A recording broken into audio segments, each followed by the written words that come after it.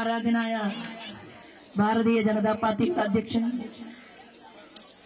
നമുക്ക് ഏവരോടുമൊപ്പം ഈ സമരഭൂമിയിൽ എത്തിച്ചേർന്നിട്ടുള്ള ശ്രീ രാജീവ് ചന്ദ്രശേഖർ അവർ, നമ്മുടെ പ്രിയപ്പെട്ട രാജീവേട്ടൻ, മഹിളാ മോർച്ചയുടെ സംസ്ഥാന അധ്യക്ഷ ശ്രീമതി നവ്യ ഹരിദാസ്, ഭാരതീയ ജനതാ പാർട്ടിയുടെ സംസ്ഥാന നേതാക്കളായിട്ടുള്ള Shrimati T P Sindhumol, Sreelekha IPS അവറുകൾ, ആദരണീയായിട്ടുള്ള ശ്രീ VT രമ അവറുകൾ, സംസ്ഥാന സെക്രട്ടറി അഞ്ജന, വേദിയിലുള്ള സിനി മനോജ്,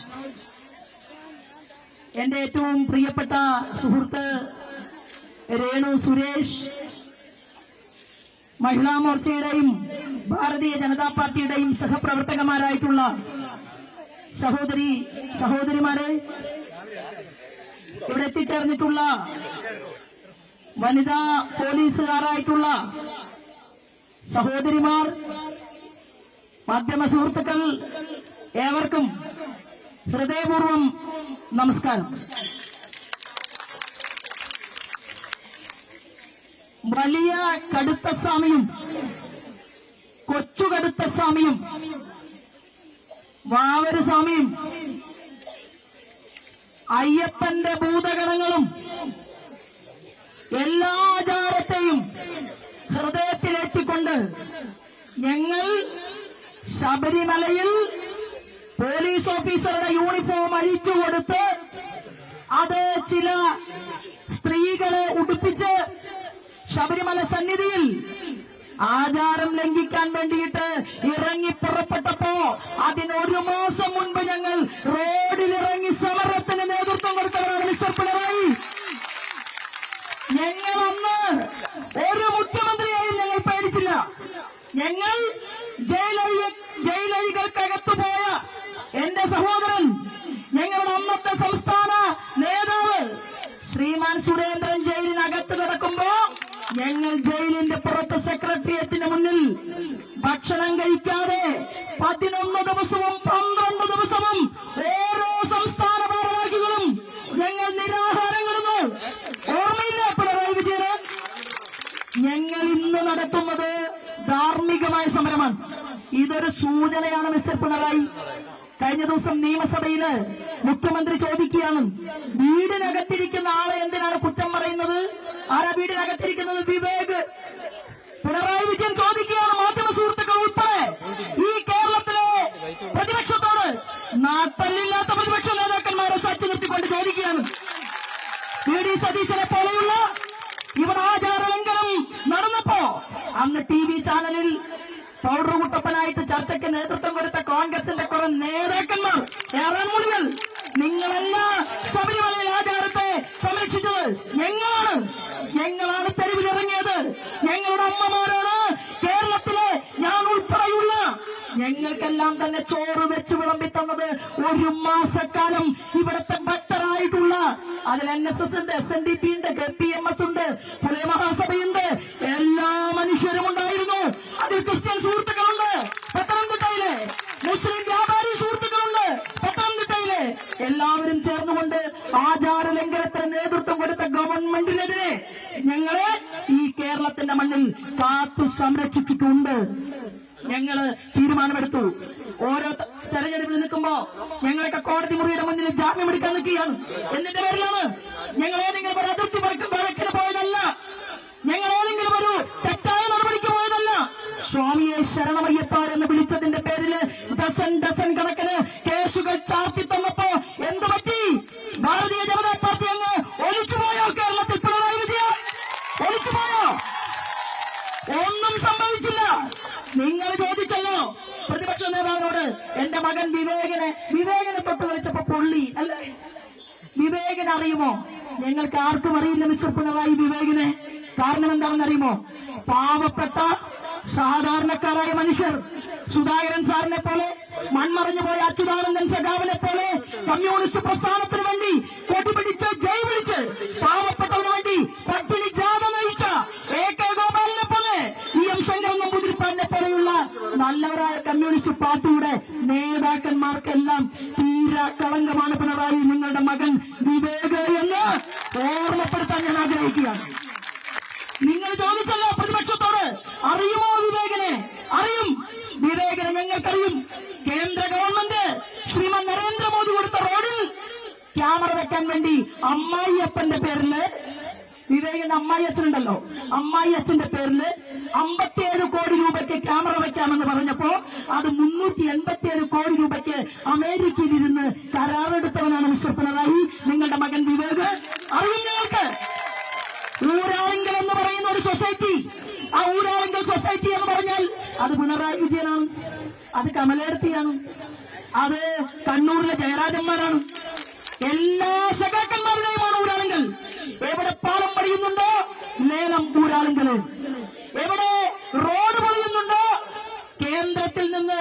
ഞാനും വിചാരിച്ചു എന്താണ് ഈ പിണറായി വിജയൻ എതിർക്കാത്തത്? ദേശീയപാത ഇടിഞ്ഞു പൊളിഞ്ഞു വീണിട്ട് എന്താ കാര്യമെന്നറിയുമോ? അത് മറിച്ചു കൊടുത്ത് ആരാ പണിച്ചത്? ഊരാളുങ്കൽ ബിനാമി പേരിൽ പണിഞ്ഞ റോഡാണ് ദേശീയ പതാക പൊളിഞ്ഞു പോയത്. അവിടെയും ഉണ്ടായിരുന്നു ഒളിവിൽ വിവേക്. ആരുടെ മകനാണ്? പിണറായി വിജയന്റെ മകൻ വിവേക് അവിടെ ഉണ്ടായിരുന്നു. ഞങ്ങൾ പറയാൻ ആഗ്രഹിക്കുന്നു,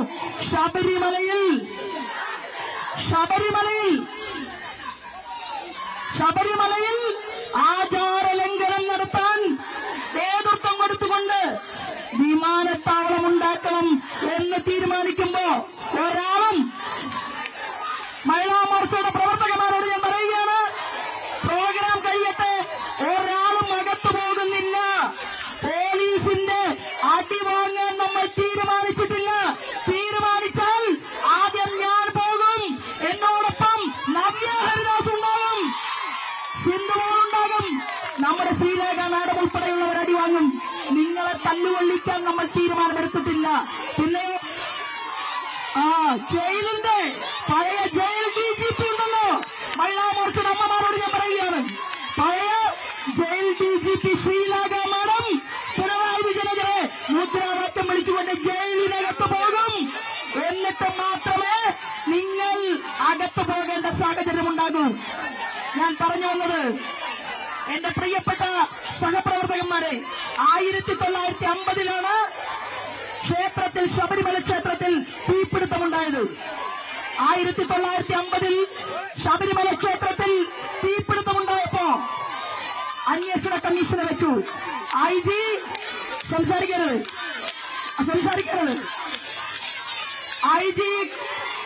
IGയുടെ അന്നത്തെ IGയുടെ നേതൃത്വത്തിൽ ശബരിമലയിലെ തീവെപ്പ് കേസ് അന്വേഷിച്ചു.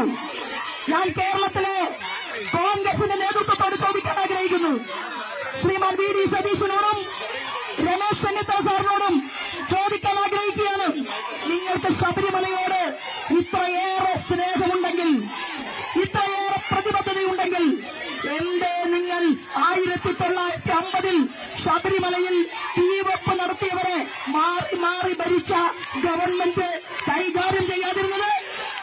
നിങ്ങൾക്ക് കോൺഗ്രസിന് ഇത്രയേറെ സ്നേഹമുണ്ടായിരുന്നുവെങ്കിൽ 1957-ൽ മുഖ്യമന്ത്രിയുടെ മേശപ്പുറത്ത് വെച്ച റിപ്പോർട്ടുണ്ടല്ലോ, ആ റിപ്പോർട്ട് എന്റെ കേരളത്തിന്റെ മണ്ണിൽ വെളിച്ചം കണ്ടില്ല? ഞങ്ങൾ പറയാൻ ആഗ്രഹിക്കുകയാണ്, ഒരു കഥയുണ്ട്, ഒരു ചരിത്രമുണ്ട് പന്തളം കൊട്ടാരത്തിന് ഒരു കഥയുണ്ട്, ചരിത്രമുണ്ട്. പന്തളം കൊട്ടാരം പടപേടിച്ച് പന്തളത്ത് ചെന്നാൽ പന്തം കൊളുത്തിപ്പട, ഓർമ്മയില്ലേ? എങ്ങനെയാണ് ആ പേരുണ്ടായത്?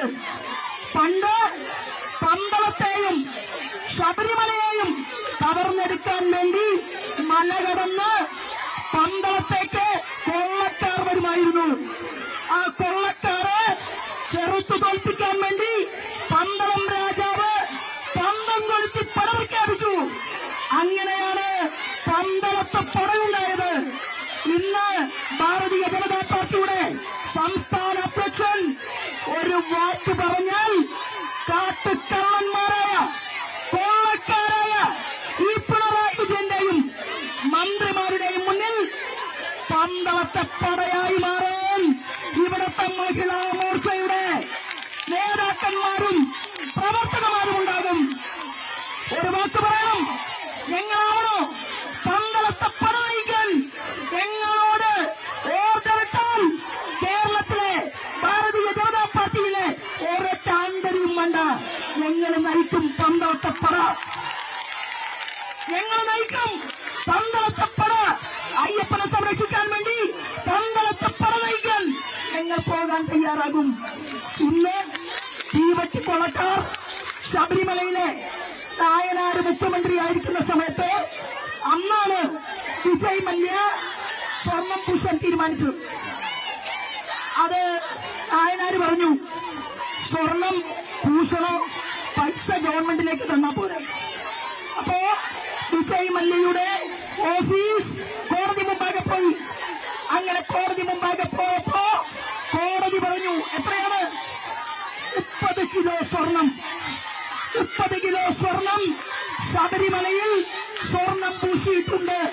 ആ 30 കിലോ കവർന്നെടുക്കാൻ വേണ്ടി പിണറായി വിജയനല്ല, പിണറായി പാറപ്പുറത്തെ അഭിനവ തമ്പുരാനല്ല, ആര് വന്നാലും മാറി നിൽക്കാൻ പറഞ്ഞ് നമ്മൾ പട നയിക്കും.